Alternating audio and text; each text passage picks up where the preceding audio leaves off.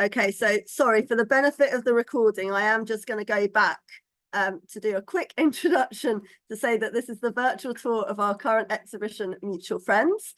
And I'm Emma, I'm the curator of the exhibition, and we're going to lead you through today. So, as I was saying, I thought I would do a quick introduction to who these mutual friends are. Hopefully, as you're an event by the Charles Dickens Museum, you're aware of who Charles Dickens is, one of the most famous writers, not just in this country, but across the world. Born in 1812 and author of stories such as A Christmas Carol, Oliver Twist, and Great Expectations, to name just a few. However, you may be less familiar with Wilkie Collins. Wilkie was born just over 200 years ago on the 8th of January 1824, 12 years after Dickens. He is most often remembered as the inventor of the modern-day detective fiction genre with his novel The Moonstone, and for his sensation novels such as The Woman in White. Many people are unaware, however, that Wilkie and Charles even knew each other, let alone that they collaborated together on many works and were good friends. So that's what we hope to show today. So here you've got Charles on the left and Wilkie on the right. They met as actors invited by mutual friend Augustus Egg to take part in an amateur production of Not So Bad as We've Seen by Sir Edward Bulwer-Lytton. They met on the 12th of March, 1851 at John Forster's house. Forster was another great friend of Dickens in the play. And, sorry, does someone have a question? I can see a raised hand. I'll just continue, but if you can put any questions in the chat as we go along, we'll come to them at the end. So Charles and Wilkie met at John Forster's house, another great friend of Dickens. In the play, Wilkie was the butler to Charles's lord, and that's quite often the case with Dickens taking the leading role. At this point, Charles is 39 and Wilkie is 27, but soon they become not just fellow performers, but also co-writers, collaborators, and the best of friends.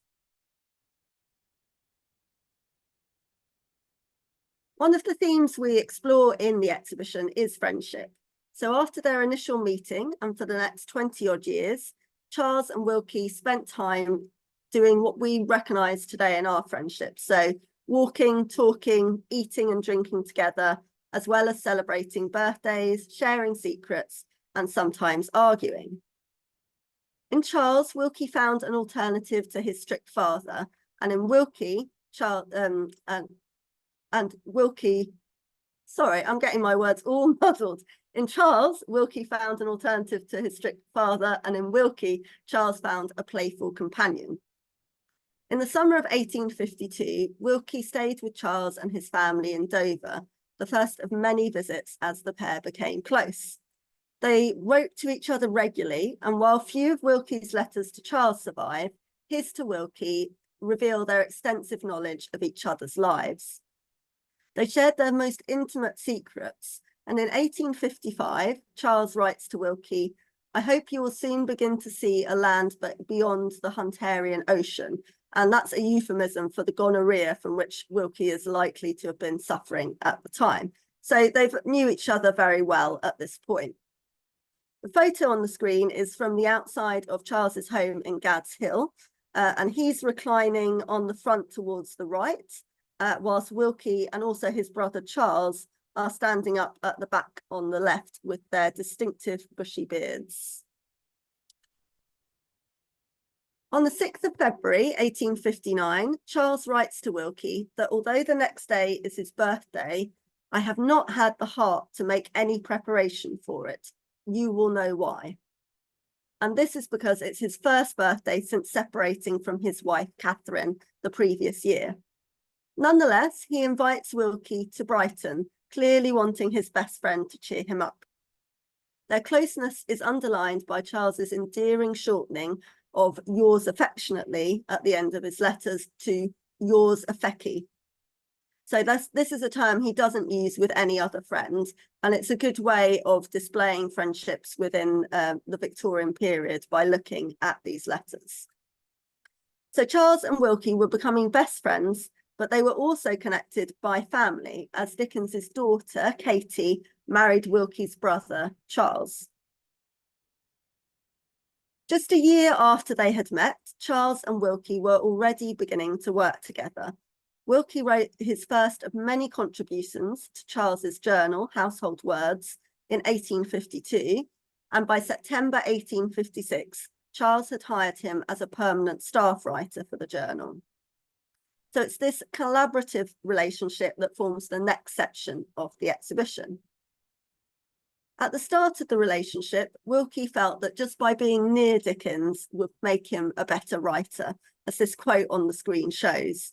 He's writing to his mother while staying with Dickens in 1852 and says, "If good ideas are as infectious as bad, the end of the novel, written in this house," meaning Dickens's, "ought to be the best part of it." Charles and Wilkie soon settled into a sort of mentor-mentee relationship as far as their writing was concerned. In 1857, we have a letter where Charles writes to his sister-in-law and housekeeper, Georgina Hogarth, requesting that she send his collection of newspaper cuttings to Wilkie. So these old cuttings, pamphlets, and pictures, as he describes them, related to Newgate Prison, and showed the lengths that Charles went to inspire his younger protege. Just weeks later, Wilkie contributed the article, "The Debtor's Best Friend," about this prison to Household Words. So in this comradely yet hierarchical relationship, Wilkie sort of imagined himself as the successful professional tutored by the inimitable Dickens as his mentor. Despite this, we can still see their friendship growing. Charles, at this point, changes from addressing his letters, "My dear Collins," to "My dear Wilkie." So again, another affectionate change there.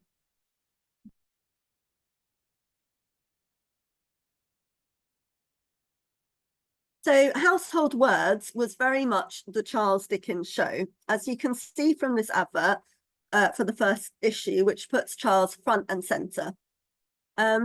He insisted that no author's names would appear alongside their contributions in his journals, but "Conducted by Charles Dickens" graces almost every page. So, as I say, very much his show. Joining the Household Words staff gave Wilkie his major break, as the readership of the journal was far greater than he would have been able to capture without Dickens's support. But it also made his professional subordination to Charles official, as one of the satellites of Jupiter, as a contemporary reviewer put it. Charles made up to £1,652 a year at Household Words as the editor, while Wilkie was contracted to under £275 annually. So that may have raised some tensions, but having said that, unlike other contributors to Household Words and its successor All the Year Round, Wilkie later became the only writer to have his name published in the journals against his articles. Charles and Wilkie's first collaboration was in 1856 on the story The Wreck of the Golden Mary. Here, Charles allowed himself to experiment with the excitement of writing a book in company, as he says. The story is one of two halves, the first written by Dickens as the overworked, stricken captain, and then in the second half, Collins takes on the role of loyal first mate and brings the wrecked ships to safety. Charles had written to his good friend Angela Burdett Coutts that Wilkie was nervous about the collaboration, but set about it cheerfully enough once they had walked and talked about it. Throughout their friendship, Charles and Wilkie would collaborate on 10 stories together, and that's more than either did with any other writer, so it's really significant. These collaborations varied and developed from writing different sections of the same story to deciding on the plot and planning stories together, to writing jointly and or editing and reviewing each other's work. The pair were known to write side by side, exchanging advice and even offering to complete each other's stories when the other fell ill.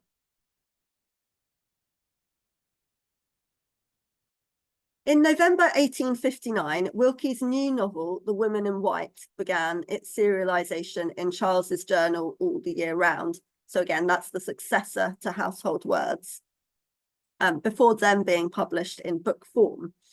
It earned Wilkie the current equivalent of over £100,000. Now, this achievement also benefited Charles financially, as it was his journal, but it may have come a little bit at his artistic expense, since The Woman in White sold more copies of the journal than Charles's A Tale of Two Cities later did. As Wilkie's boss, Charles often decided to tone down Wilkie's writing. On the 11th of August, 1858, he writes as follows: "My dear Wilkie, I have just now toned down the capital unknown public article, a little here and there, not because I dispute its positions, because there are some things, true enough, that it would not be generous in me as a novelist and a periodical editor to put too prominently forward. You will not find it essentially changed anywhere." So here he's saying he's looking after his readership, basically. They're his prime concern. So alongside his co-editor, W.H. Wills, he kept a critical eye on Wilkie's articles to ensure they wouldn't offend any middle-class readers. Wilkie tended to hold more progressive views than Charles and had previously contributed to radical periodicals such as The Leader. However, he seemed to trust Dickens' opinion in such things when they wrote A Message from the Sea together for the Christmas edition of All the Year Round in 1860. Charles had written to Georgina Hogarth insisting on the necessity of cancelling one of Wilkie's passages. Interesting use of phrase in the modern context. Despite this, their collaborations continuously proved successful. A Message from the Sea sold over 250,000 copies. In 1861, Wilkie resigns from All the Year Round. Building on the success of Woman in White, he had just signed a contract of £5,000 for his upcoming novel, No Name. No other living novelist, except Charles Dickens, had ever received such an offer for one book. Charles took his resignation amicably, writing, "I am very sorry that we part company, though only in a literary sense." And even as late as 1866, Charles begged Wilkie to return to All Year Round, writing, "Always remember that Wills with carte blanche and I with open arms await you."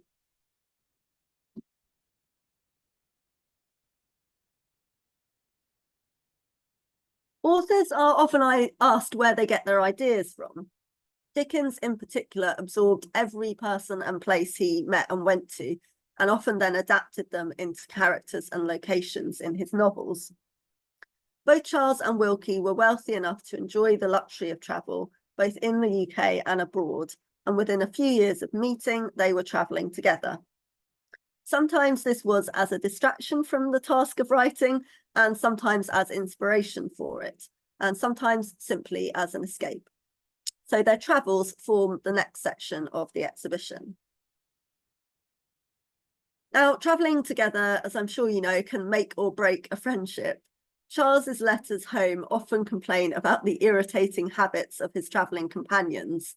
So he's astonished at Wilkie's casual dress for a ballet trip and writes how his friends, and Collins in particular, spit and snort rather more than I have ever found it necessary to do. Wilkie's letters, by contrast, are usually complimentary of Charles, a typical reflection of the early stages of their relationship. Despite his grumbles, though, Charles admits we really do admirably, as the pair cruise the nighttime entertainment on offer in London and Paris, from restaurants and music halls to, I'm afraid to say, more problematic visits to brothels. On holiday in Italy in 1853, Charles, Wilkie and their friend Augustus Egg have a moustache growing competition. Now, writing back to his sister-in-law, Georgina, Charles updates that the moustaches are more distressing, more comic, more sparse and meagre than anything in that nature ever produced. Charles then describes shaving off his beard to leave just the moustache, which he now says now looks enormous. So you can see that in the daguerreotype photograph of him around the same time on the screen. In 1857, Charles and Wilkie went on a walking trip to Cumberland as a stimulus for work for Charles's journal, Household Words. The trip would become the basis of their collaboration, The Lazy Tour of Two Idle Apprentices. In the story, Charles becomes Mr. Goodchild and Wilkie becomes Mr. Idle. Mr. Goodchild is industrious in his laziness, whilst Mr. Idle is truly laid back. And I think this reflects something of their personalities of Charles and Wilkie too. So during the trip to Cumberland, Charles and Wilkie climb Carrick Fell in dark mists with a guide who doesn't know the way. Wilkie sprains his ankle and Charles carries him back to the inn. The incident appears in The Lazy Tour of Two Idle Apprentices with remarkable similarities to Charles's account in this letter to Georgina. So in the letter he writes, "We went up a Cumberland mountain yesterday, a huge black hill, 1,500 feet high. We took for a guide a capital innkeeper hard by. It rained in torrents, as it only does rain in a hill country, the whole time. At the top, there were black mists and the darkness of night. It then came out that the innkeeper had not been up for 20 years, and he lost his head and himself altogether, and we couldn't get down again. What wonders the inimitable performed with his compass until it broke with the heat and the wet of his pocket. No matter. It did break, and then we wandered about until it was clear to the inimitable that the night must be passed there, and the enterprising travellers probably die of cold. We took our own way about coming down, struck and declared that the guide might wander where he would, but we would follow a watercourse we lighted upon, and which must come at last to the river. This necessitated amazing gymnastics, in the course of which performances Collins fell into the said watercourse with his ankle sprained, and the great ligament of the foot and leg swollen I don't know how big." So that's the letter, quite extravagantly described. In The Lazy Tour, he has this summary. "The situation was now, in plain terms, one of absolute danger. There lay Mr. Idle, writhing with pain. There was the mist, as thick as ever. There was the landlord, as completely lost as the strangers whom he was conducting. And there was the compass, broken in Goodchild's pocket." However, the trip was also a pivotal moment in their personal relationship, as Wilkie assisted Charles with the concealment of his new affair with Ellen Ternan. Now on the screen, you can see a tourist map from the King's Arms, Lancaster, where Charles and Wilkie stayed, and which also features in The Lazy Tour. The map, produced later, includes an extract from the story. On the morning they left, Sunday the 12th of September, 1857, Charles and Wilkie signed the hotel book, and these are the signatures you can see on the screen. Charles had written to family and friends saying that he wasn't sure where they were headed after Lancaster, but this was a diversion tactic, as Charles had already booked to travel on to Doncaster to meet Ellen Ternan at the races there. Charles and Ellen had met earlier that year in Manchester at the performance of The Frozen Deep. One of a family of actors, Ellen played Lucy in the play alongside her sister Maria, who played the lead role of Clara. Wilkie is one of very few people who Charles confided in about the affair. A few years later, Charles writes to Wilkie from his hotel in Paris, inviting him to stay there while he's away. He describes this absence as entre nous, or private, between ourselves, as he's again referring to visiting Ellen Ternan. It's possible that Charles considered Wilkie more liberal and accepting than his other friends, which may be why he was entrusted with the secret. Either way, it shows how close their friendship was.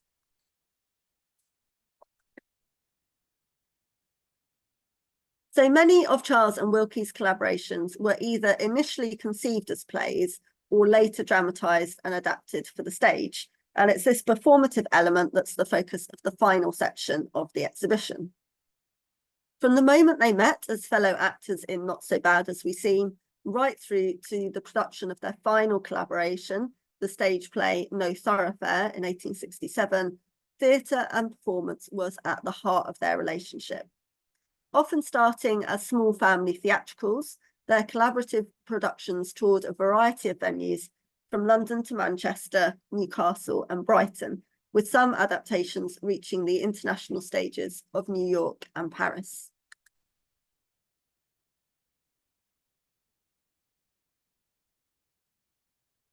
Both men were creative before they met. Charles would regularly put on performances at his home with friends and family. He later produced these rules that you can see on the screen for his amateur players before their performance of Every Man in His Humour at the Haymarket in May 1848. It includes now standard performance etiquette, such as waiting in the green room and taking forgotten lines from a prompter. During a family tour of Italy and encouraged by his father, the talented Wilkie produced the sketches in the book you can see on the screen, aged just 13. He later supported the artistic movement, the Pre-Raphaelite Brotherhood, and became friends with some of that circle. Like Charles, Wilkie put on amateur theatricals with these friends, including one called The Good-Natured Man by Oliver Goldsmith, with William Powell Frith, Edward Ward, and John Everett Millais. Frith later painted a scene from the play. In September 1851, Charles and his family moved into the newly renovated Tavistock House, sketch of which you can see on the right of the screen. For Christmas 1854, Charles writes a play for his children called Fortunio and the Seven Gifted Servants, which the family rehearsed and performed in the old schoolroom, transformed into the smallest theatre in the world. Wilkie, or in this case, Mr. Wilkini Collini, Dickens loved giving everyone nicknames, appears as one of the seven servants, gourmand, who has the gift of appetite. And that's the playbill for it on the left. In 1855, Wilkie produced a new melodrama, The Lighthouse. This was based on Gabriel's Message, a story that he wrote and Charles published in Household Words in 1853. Charles loved it and immediately prepared to perform it at Tavistock House. As usual, Charles took the lead role, Gurnock, the lighthouse keeper, and Wilkie played his son. The invited audience were enthusiastic, and Charles's son noted that he first sees the extraordinary dramatic intensity and force that Charles later used in his readings. In January 1857, The Frozen Deep also premiered at Tavistock House.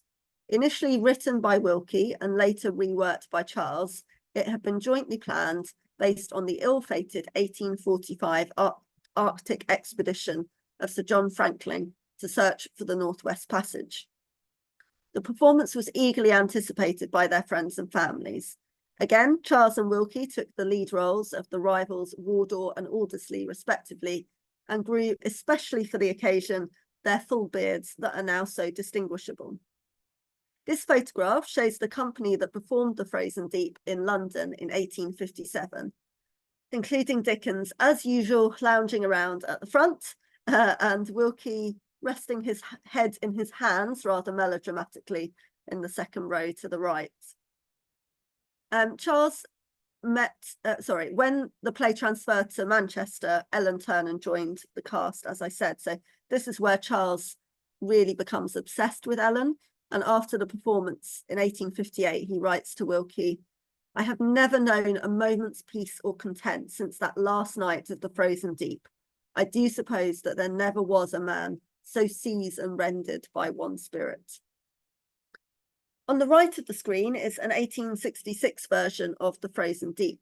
So in 1856, Charles had heavily revised Wilkie's first draft and tightened the drama around his own character of Richard Wardour. He also downplayed some of Wilkie's suggestions of class conflict among the explorers. However, Wardour overcoming his murderous passions later influenced Charles' writing of Sidney Carton in A Tale of Two Cities. As their collaborative relationship had developed, we can now see a change from that mentor-mentee relationship towards one where Wilkie was becoming slightly more prominent and starting to influence Charles's writing. A decade later, as I say, Wilkie reviews the work again, and his reconsidered corrections, as he refers to them, are copied out in this version of the play. In 1867, Charles and Wilkie collaborated on No Thoroughfare, another Christmas story for all the year round. It was to be their last collaboration and was almost immediately adapted into a stage play, largely scripted by Wilkie while Charles was touring America. As in The Frozen Deep, the climax includes a sensational escape from death in icy waters, but this time, in a scene written by Charles, a woman takes the lead in the rescue.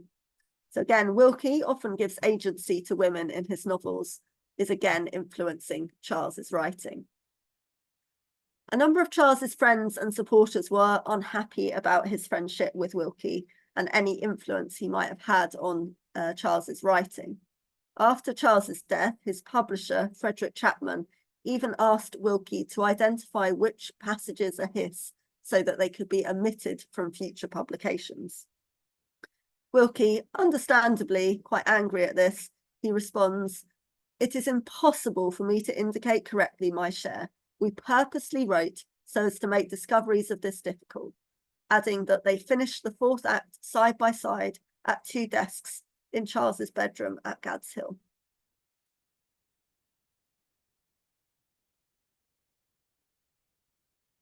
Excuse me. So there's been some discussion as to whether Charles and Wilkie fell out in the last couple of years of Charles's life. However, they continue to write to each other, and the last recorded note from Charles to Wilkie is in January 1870, the year he died. Whilst most of the letter is quite businesslike, Charles ends with this poignant note: "I don't come to see you because I don't want to bother you. Perhaps you may be glad to see me by and by. Who knows?" Now, whilst that could suggest that there's been a falling out, I think it points more towards the two friends who have just drifted apart slightly, probably due to their busy lives. Charles had been in America on reading tours, and as they no longer had an active collaboration they were working on, I suspect that maybe they hadn't made as much time for each other as previously. So just lives going in different directions, as often happens with friends as they grow older. Having said this, there were times during Charles and Wilkie's friendship where differing opinions on literary ideals, personal relationships, and clashing social and political views could create points of contention. Over 150 years later, it's quite hard to know the full impact that this had on their personal and professional relationship, particularly as of the hundreds of letters we know Wilkie wrote to Charles, only 3 are known to survive. On the 3rd of September 1860, Charles held a bonfire at Gad's Hill, burning 20 years' worth of letters, and this reflected the Victorian fear of the permanent evidence that letters left. Interestingly, Charles's actions may have been prompted by or reinforced by Wilkie's writing. Wilkie refers to burning letters in several articles in Household Words, and it's also used as a plot device in The Woman in White. However, we are going to just quickly explore some of their differences. So both Charles and Wilkie address issues surrounding the British Empire in their novels, Wilkie particularly in The Moonstone, and Charles in his last unfinished work, The Mystery of Edwin Drood.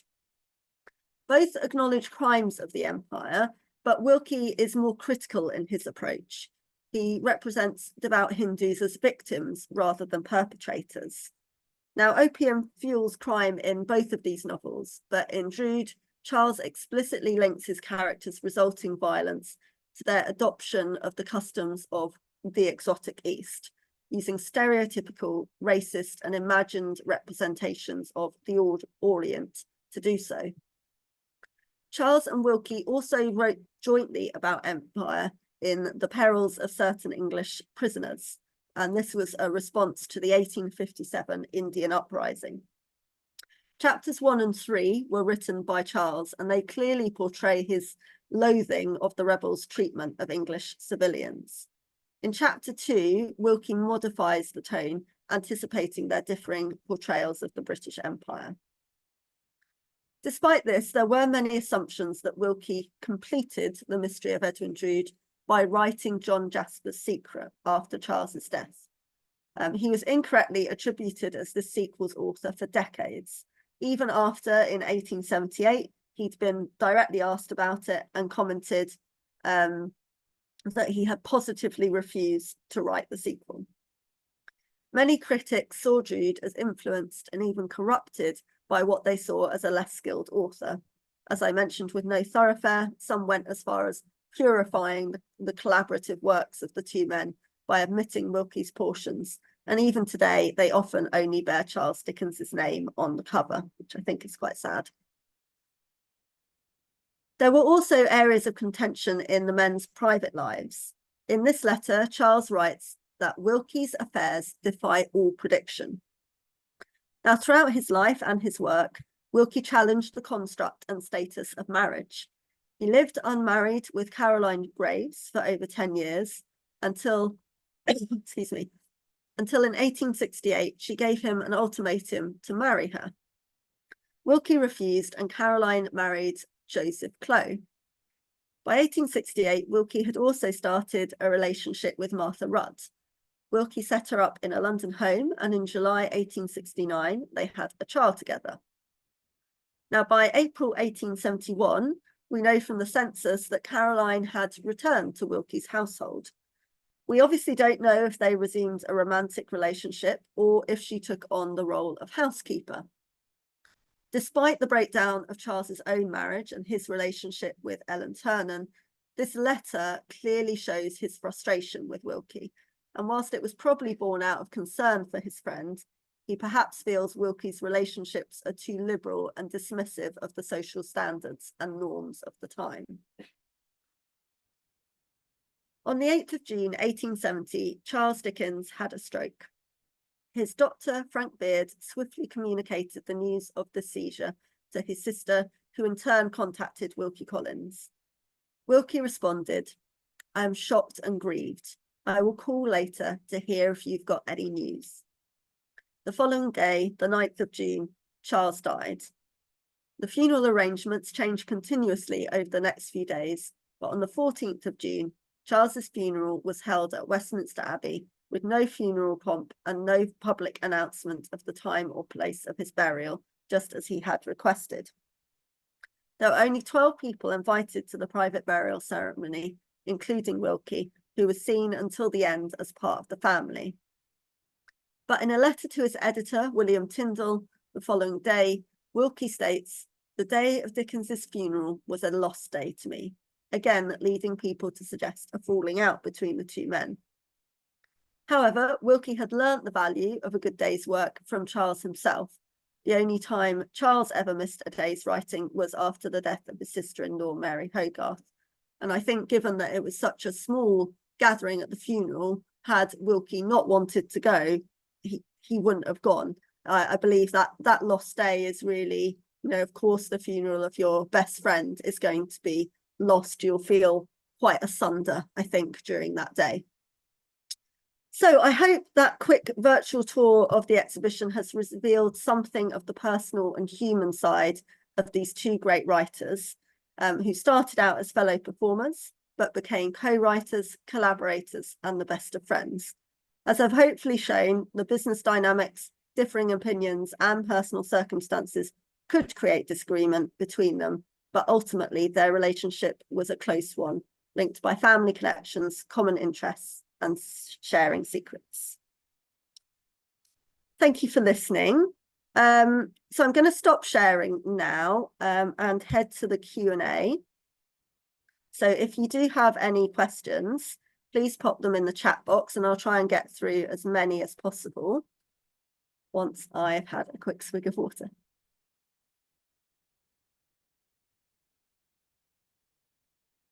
Okay. So the first one I think I can see is about the frozen deep. So hopefully I've answered that. So talked a little bit about that. And then Stephen's asking, is Collins underrated as a writer, at least compared to Dickens? And if so, why? I would say he is, Stephen, although I must admit that I myself have not read much Wilkie Collins. I've read more now, thankfully. But he really was a prolific writer in the Victorian period, not just the collaborations with Dickens, articles, novels, plays. And obviously his legacy in terms of The Woman in White and The Moonstone and how that shaped fiction going forward is huge. I think one of the reasons he's underrated is to do with not being necessarily on the school curriculum in this country, at least, and fewer adaptations having been made of Wilkie's work. So you think of the number of TV and radio adaptations there are of Dickens's dramas, there are far fewer of Wilkie's. It tends just to be The Woman in White and The Moonstone. And I think that acts as a really good way in for people to get to know these works. You know, you don't necessarily have to read them, but you might be inspired to after seeing an adaptation. So I hope that answers it. So Nancy's asking where Charles is buried. He's buried in Westminster Abbey. That was actually against his wishes. He wanted to be buried in Rochester, actually next to his a family member, Mary Hogarth. But basically the public got in the way after his death, and the vicar at Westminster Abbey thought that he was such a famous and well-known figure that he should be buried in the Abbey. So that's why he ended up there. But it's also why there was no big state funeral or anything like that. So they did at least honour that part of his wishes. Let's see if we've got any other.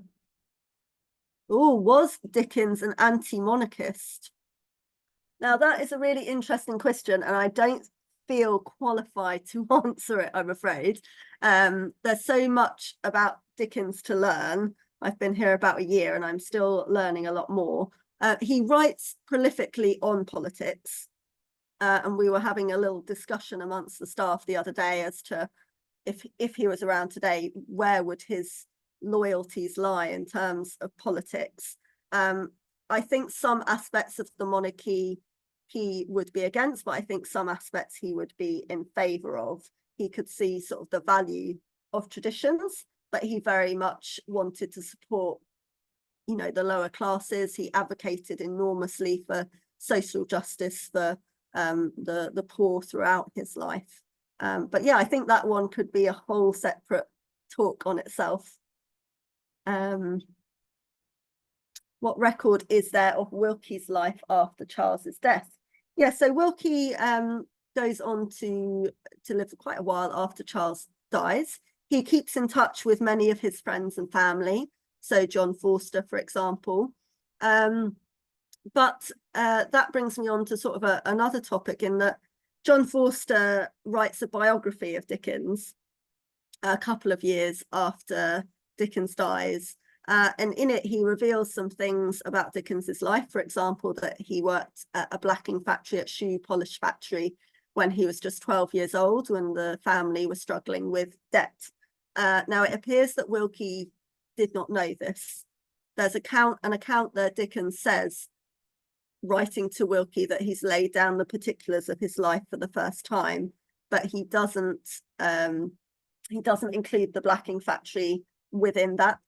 So there's a little bit of jealousy between Forster and Wilkie, and a little bit of sort of trying to control Dickens's legacy after his death. As I say, people asked Wilkie's contributions to be removed. So that's one sort of interesting side. Wilkie went on to write many more novels and adaptations.